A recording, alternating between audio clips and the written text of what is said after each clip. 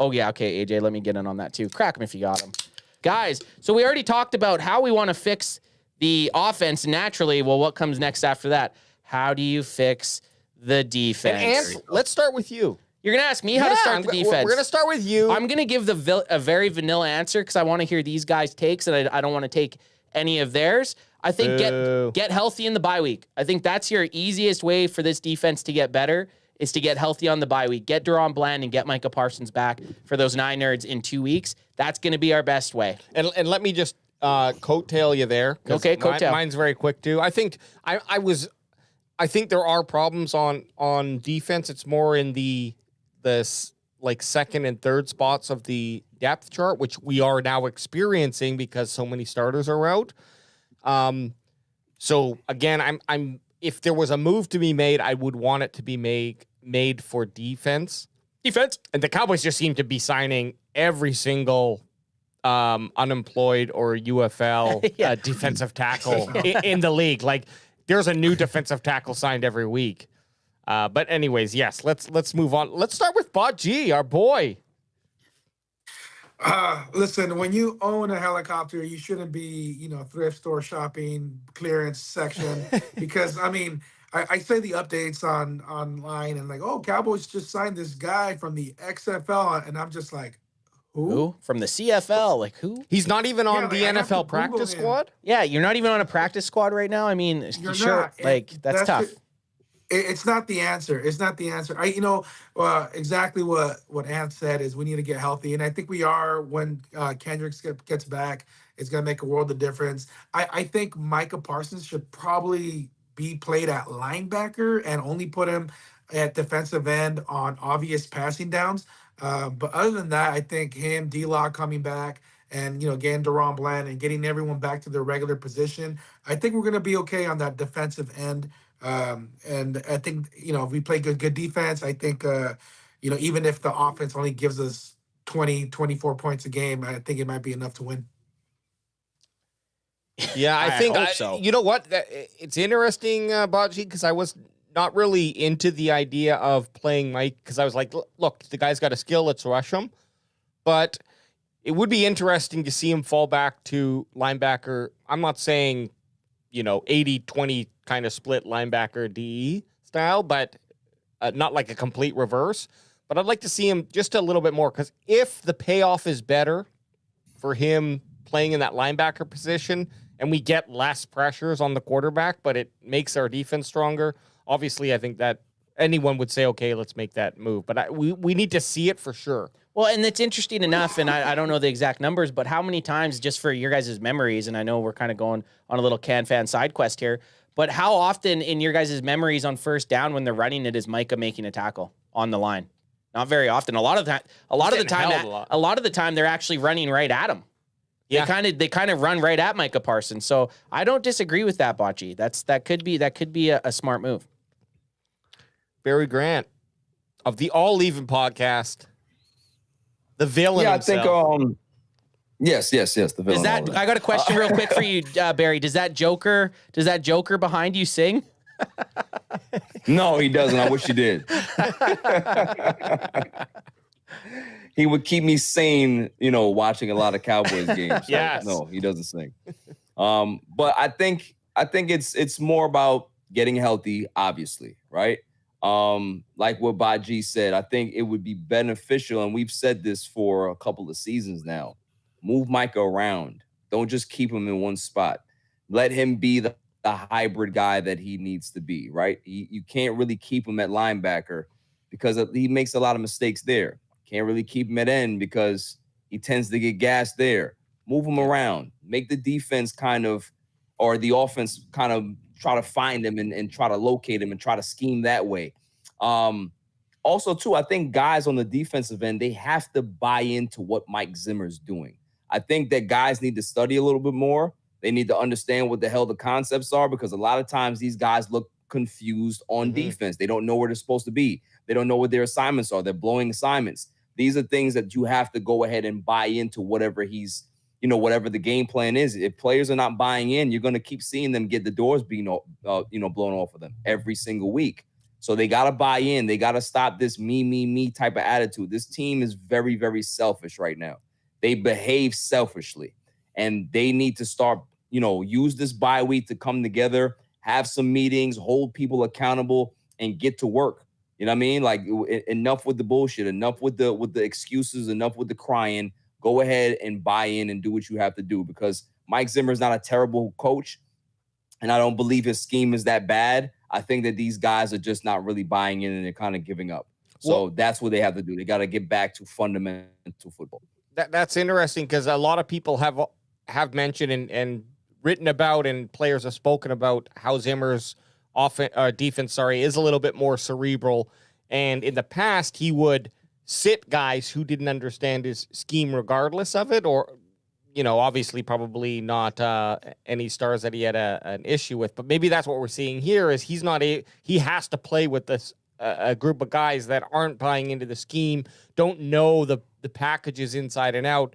A lot of what he'd mentioned in the past about his defense is, or people have talked about, is you need to learn not just what you're doing, but what everyone else is doing for it to work. So that's something I don't know that I could do, to be quite honest. And I think it takes a special person, and that might be something that the Cowboys are running into. So hopefully this week. Mike Zimmer, not to cut you off, AJ, but Mike Zimmer needs high IQ guys on defense.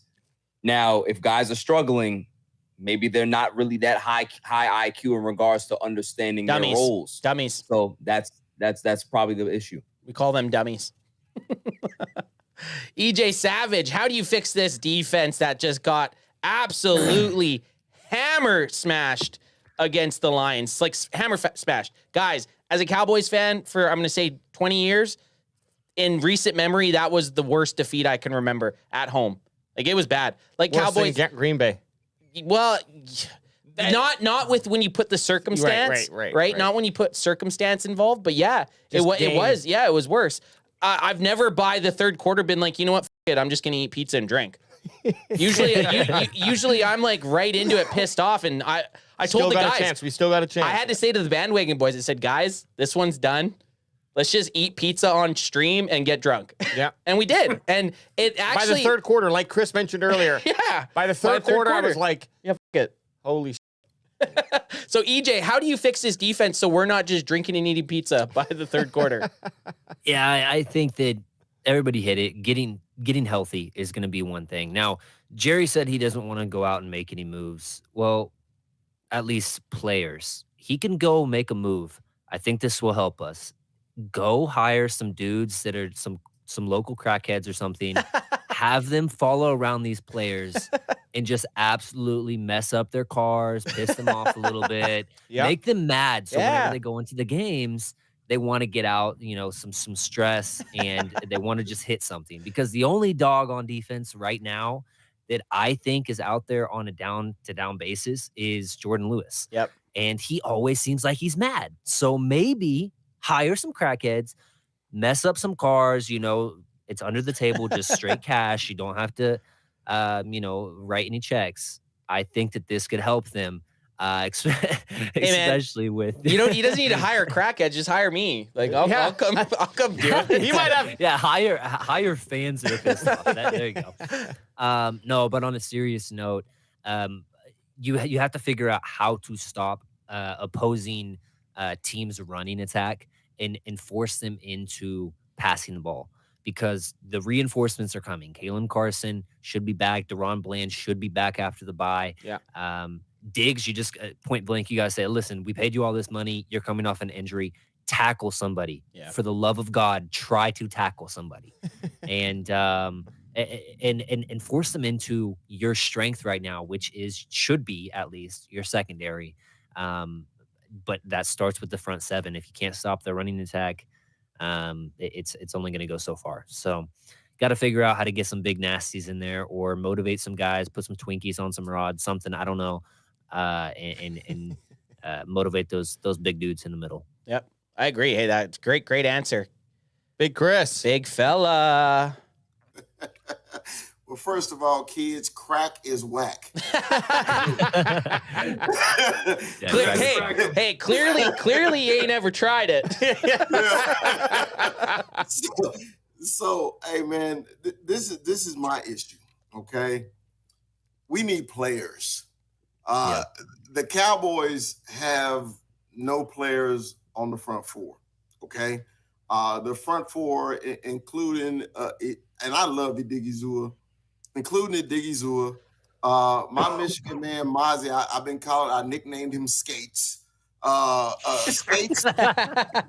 Skates That sounds like some all, Disney movie. dude, always on film, rolling backwards, 10 yards downfield. And it irritates me so, just because y'all know I'm a Michigan man. I seen the kid play, and he was never like that in Michigan. And here for the Cowboys, and he's always on skates. So when we improved the linebacker room, and we got bigger, got stronger, got faster, because Overshown is back, my new favorite player on the Cowboys. Hey-o. And it's hard for them to make tackles because the damn defensive line is always in their fucking lap. They're always in their lap. So then we go out and get, I call them the true value players, the Walmart players. They go get the Walmart players, the true value players, and try to put them on the field because they're my size, 6'3", 335. But if I ain't played football in 35 years, it looks like they ain't played in 35 years. They getting blown off the damn ball.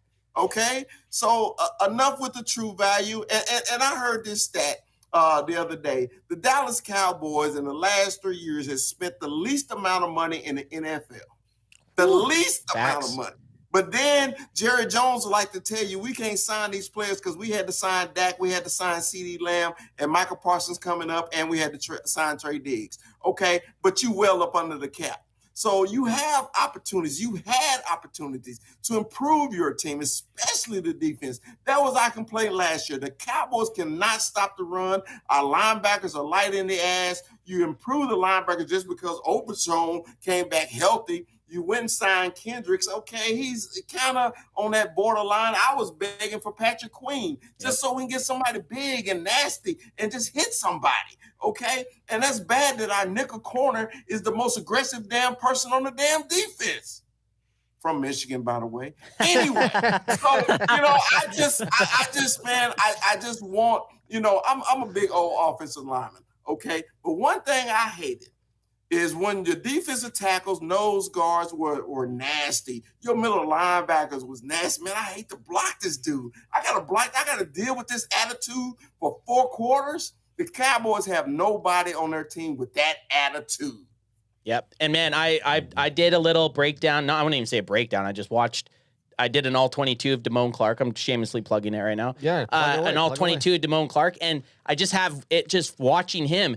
And you couldn't say it more. He's your middle linebacker, and he's scared to make a tackle. He somehow led the defense in tackles against the Lions, but there was at least 8 times where he either just ran right past the guy or just refused to dive at him or tackle him. And it's like, man, that's your middle linebacker. In my mind, if Damone Clark plays any more middle linebacker or any game he plays middle linebacker, this team loses because he just does not have that killer instinct. It's a problem every time you see Damone Clark on the field. If Damone Clark is on the field, I just start praying. Remember, I was up in Chilliwack when they played Buffalo, and you see Damone Clark making highlight films, getting his ass blown up, on national TV. Yep. And it still hadn't changed. But then the Cowboys keep putting his ass out there on the field like that's the only answer they got.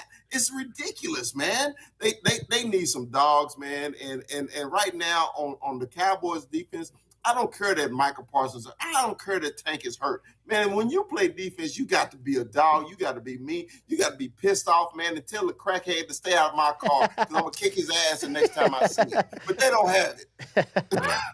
And another thing, though, with this front office, in years past, we would sign the bad guys from other teams, Pac-Man Jones, Hardy from the Panthers. We're not even willing to do that. What are we doing? You got to have some dogs on the defense.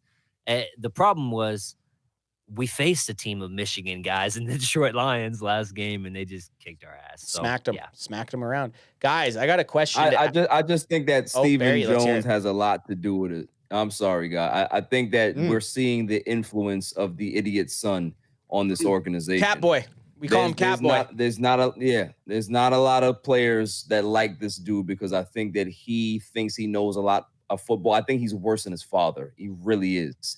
And this is the future that we're gonna have to, kind of look forward to. We So, all have to pray that buckle up, fellas. we all have to pray that that Jerry gives the team to Charlotte. Hey, if I didn't know the Joneses and you held up a picture of Steven and Jerry Jones and said these guys have been friends since high school, I would believe you. They look like they could be in the same age bracket. That's my daddy. That's my daddy. Oh man.